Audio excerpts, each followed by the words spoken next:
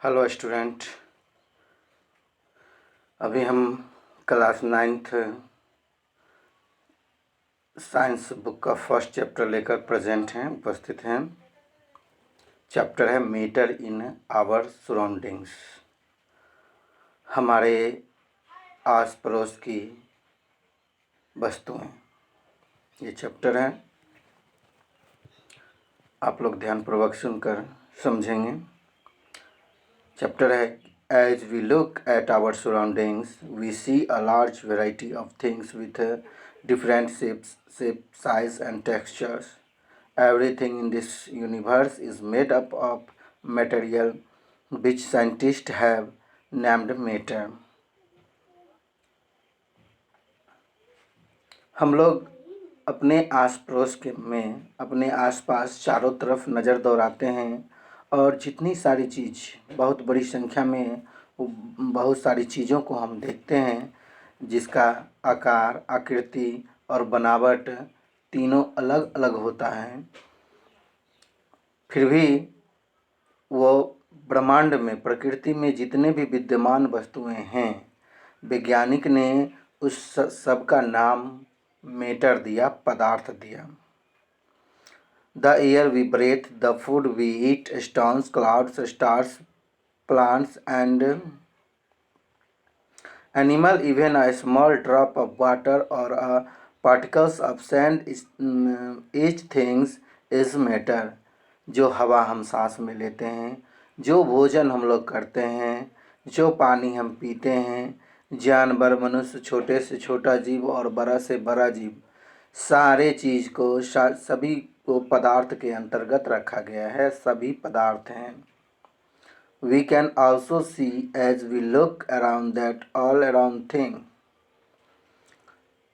बहुत सारी चीज़ को हम अपने चारों ओर देखते हैं। Mentions above occupy space that is volume and have mass. तो वैज्ञानिकों ने पदार्थ की परिभाषा इस प्रकार दी कि जो स्थान घेरे, जिसमें भार हो, जिसको हम अपनी ज्ञान इंद्रियों द्वारा अनुभव कर सके, जो स्थान शक्ति हो, जिसमें भार हो, जिसको हम अपनी ज्ञान इंद्रियों द्वारा अनुभव कर सके, ये सारे चीज़ पदार्थ कहलाते हैं।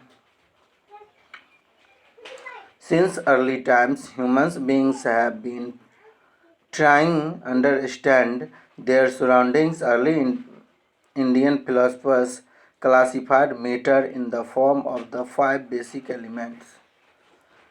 पहले के समय में, प्राचीन समय में मानव के द्वारा जो प्रयास किया गया था कि हमारे चारों ओर की जो वस्तुएं हैं, तो उसमें जो है भारतीय दार्शनिक ने उसको 5 भागों में विभक्त किया।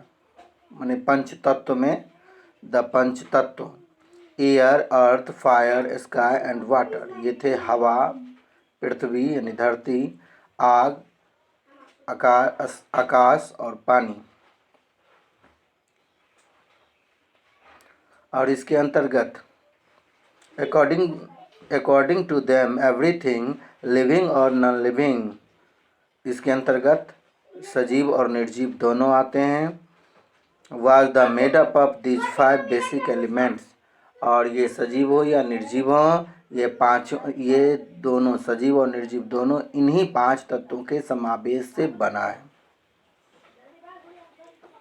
Ancient Greek philosopher had arrived at a similar classification of noun। और ये यूनानी जो थे फिलोसफर, दार्शनिक, वो भी इसको सेम उसी तरह से बांटा। लेकिन आजकल के दिनों में modern day scientist have evolved 2 types of classification of matter based on their physical properties and chemical nature। अब आधुनिक वैज्ञानिकों के द्वारा मैटर को मात्र 2 भागों में बांटा गया है। वो किस आधार पर? तो फिजिकल प्रॉपर्टीज़ के आधार पर, भौतिक गुण के आधार पर और रासायनिक प्रकृति के आधार पर, यानी रासायनिक गुण के आधार पर। In this chapter we shall learn about matter based on its physical properties. Chemical aspect of matter will be taken up in subsequent chapters। तो इस चैप्टर में हम लोग यही सब देखेंगे।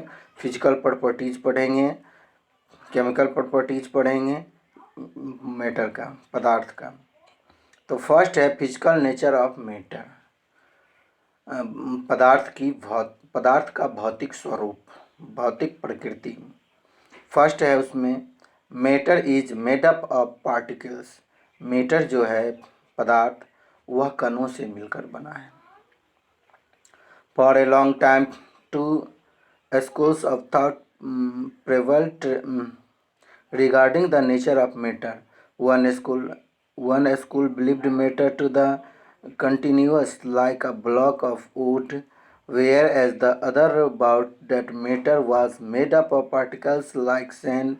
Let us perform an activity to decide about the nature of matter, it continuous or particulate.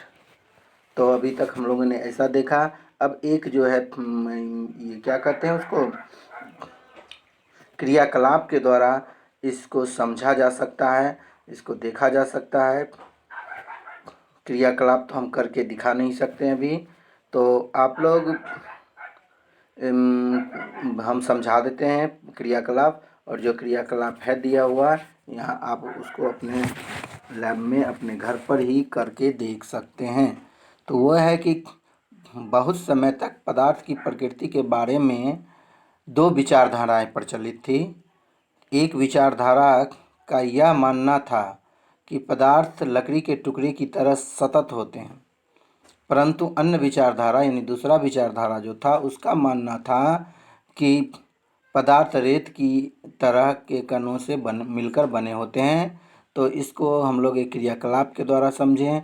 क्रियाकलाप में जो सब है हम डायरेक्ट आपको हिंदी बताते हैं कि 100 मिलीलीटर का बीकर लेंगे। उस बीकर में आधा जल भर करके जहाँ तक जल भरा रहेगा वहाँ पर निशान लगा देंगे। फिर है कि दिए गए जो नमक या शर्करा, जिसको कांच की छड़ में पानी में जो है घोलेंगे, उसके बर्तन में जल के स्तर में आए बदलाव पर ध्यान दे देंगे, और आप उसके अनुसार नमक या शर्करा का क्या हुआ सो आपको देखना है, हमको देखना है कि ये कहाँ गायब हो गए, क्या जल के स्तर में कोई बदलाव आता है गायब कि नहीं। तो इन सब प्रश्नों का उत्तर जानने के लिए हमको विचार करना होगा, स्वीकार करना होगा कि सभी पदार्थ कणों से मिलकर बने होते हैं, और ये इस क्रियाकलाप में जो पानी में जो नमक या शर्करा यानी चीनी घोला गया था, तो पानी भी एक पदार्थ है, मीन्स वो भी कणों से मिलकर के बने होते हैं, और चीनी या नमक जो भी है वह भी एक पदार्थ था, वह भी एक कणों से मिलकर के बना हुआ है। तो चूँकि पानी के कणों के बीच गैप होता है, अंतराण्विक दूरी होती है, जो नमक या चीनी के अंतराण्विक नमक या चीनी के जो कण जो थे उस पानी के कणों के बीच जाके मिल गए। तो इस तरह से हम जो है नमक और पानी के घोल में नमक या पानी को नहीं देख पाते हैं। तो उसी तरह से एक दूसरा क्रियाकलाप भी दिखाया जा रहा है। इसमें कहता है कि पदार्थ के ये कण कितने छोटे हैं उस पर विचार करते हैं। तो इसमें है कि पोटेशियम परमैंगनेट के 2 या 3 क्रिस्टल को 100 मिलीलीटर पानी में घोल लेंगे। इस घोल में लगभग 10 मिलीलीटर घोल निकाल करके उसमें फिर 90 मिलीलीटर और जल मिला देंगे। ठीक है, फिर उस उपरोक्त घोल में से 10 मिलीलीटर निकाल करके फिर उसमें 90 मिलीमीटर पानी डाल देंगे। तो इस प्रकार के उस घोल को 5 से 8 बार तक अगर ऐसा करते हैं तो क्या जल अब भी रंगीन है या उसके कलर में कोई अंतर दिखता है। तो इस पर देखते हैं कि आकर के अनुमान लगाना है, आपको करके देखना भी है। तो अभी तो फिलहाल अनुमान लगा करके आप बताया जा रहा है कि अनुमान लगाएंगे कि पदार्थ के कण कितने छोटे हैं। प्रत्येक बार इस प्रकार की क्रिया करने पर घोल का रंग हल्का होता जाता है और धीरे धीरे जो है पानी रंगीन नज़र आता है। लेकिन धीरे धीरे उसके रंगीनपन जो भी होता है उसमें बदलाव आता है।